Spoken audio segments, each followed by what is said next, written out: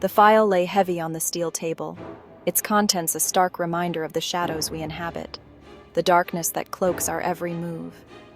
Shadows most will never know exist, hidden from the light of day. My name is Agent Cleo Maxwell, and this is my report, a tale of intrigue and danger. Case file ST13CT, otherwise known as the Cape Town Anomaly, a case that would test our limits. S.I.N Supernatural Intelligence Network, the organization that stands as the last line of defense. Our very existence is classified, shrouded in secrecy. We operate in the dark corners of the world, battling threats unseen by ordinary eyes, threats that lurk in the shadows. We are the line between humanity and the things that go bump in the night, the unseen protectors. Our team, Shadow Team Alpha, was assembled for this mission, a mission fraught with peril and uncertainty. Agent Jackson, our tech specialist, a man who could charm the circuits off a motherboard, a genius in the digital realm, and Agent Petrov, ex-Spetsnaz, all muscle and brooding silence, a force to be reckoned with. And then there was me, the profiler, the one who delved into the minds of monsters, seeking to understand their twisted logic.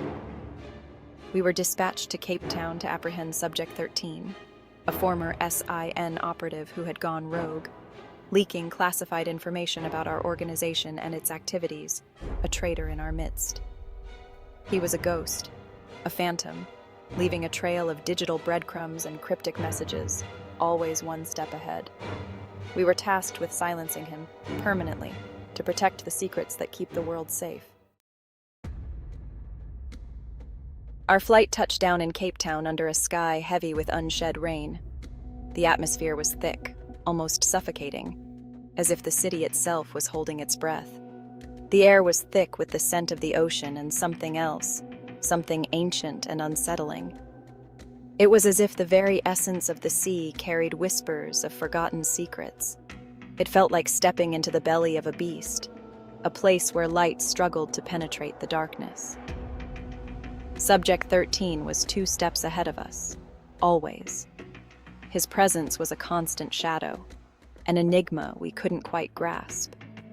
His leaks were calculated, designed to taunt us, to draw us deeper into his web. Each piece of information was a breadcrumb leading us further into the labyrinth. He moved through the city like a phantom, leaving behind whispers and rumors of strange occurrences, unexplained phenomena. The locals spoke of him in hushed tones, as if invoking his name would summon him. Our initial plan was to use his patterns, his digital footprint, to predict his next move. We believed we could outsmart him, but he was always one step ahead. But Subject 13 was a master of deception. He anticipated our every move, turning our strategies against us. He used our methods against us, turning our own traps into dead ends. Each failed attempt only added to our frustration. The tension within the team was palpable. Every misstep weighed heavily on our shoulders, the pressure mounting with each passing hour. Jackson, usually a source of witty banter, grew quiet, his fingers flying across his keyboard with a frantic energy. His usual confidence was replaced with a grim determination. Petrov, always a man of few words, retreated further into himself, his eyes scanning our surroundings with a predatory intensity. He was on high alert, ready for anything, knowing that one wrong move could be our last. The trail led us to Bo-Kaap, the historic Malay quarter, with its brightly colored houses and narrow, winding streets.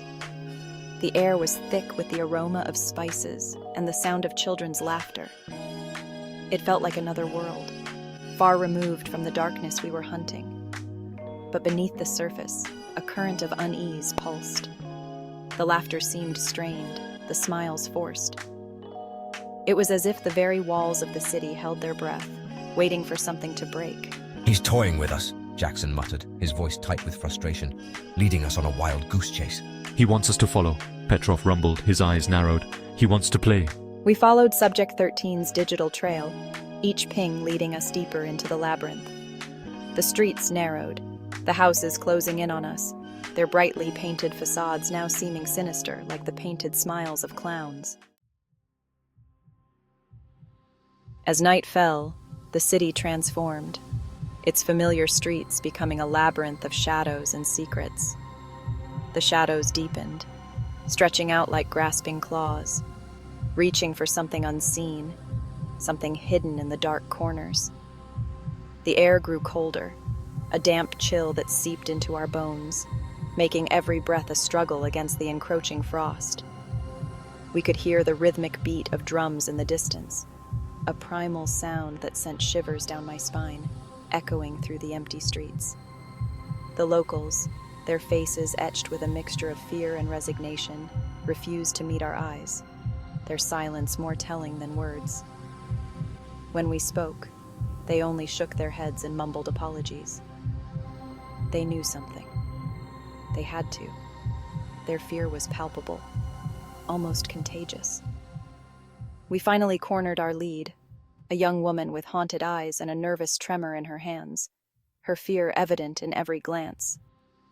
She claimed to have seen Subject 13, described him as a shadow, a whisper in the night, an elusive figure that haunted her dreams. He spoke of things, she whispered, her voice trembling, things that chilled her to the core, things that should not be spoken, things that should remain hidden in the darkness. He said they were coming, she continued, her voice barely audible.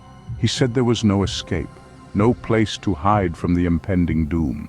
The weight of her words hung heavy in the air, a chilling reminder of the darkness we were up against, a darkness that seemed to grow with every passing moment.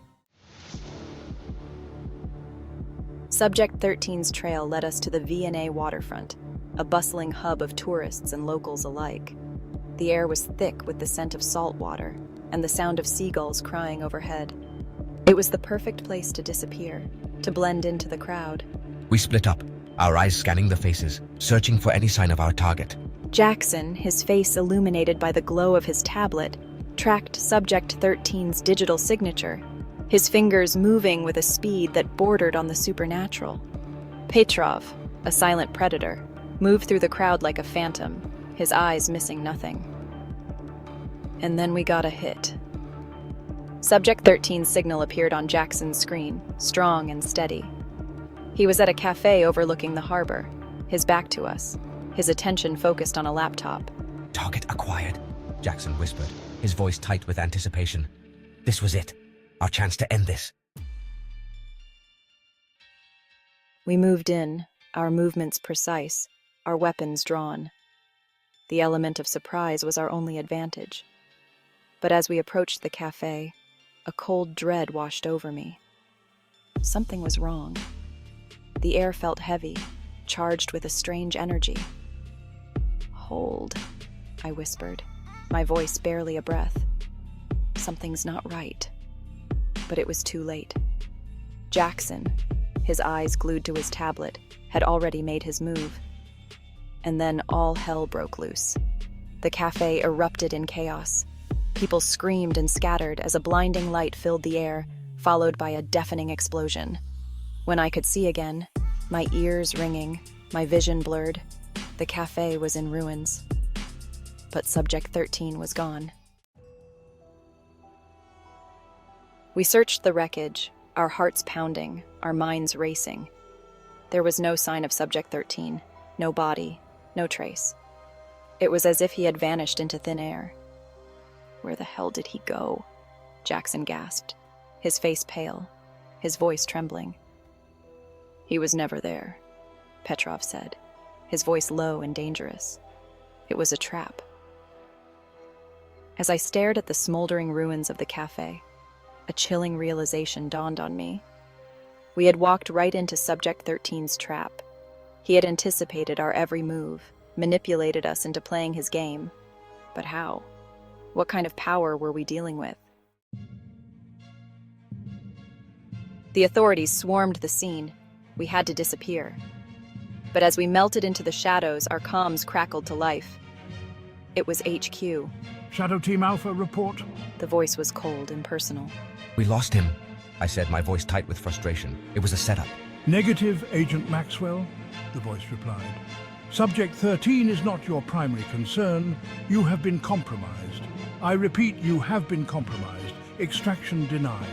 The line went dead. We were on our own.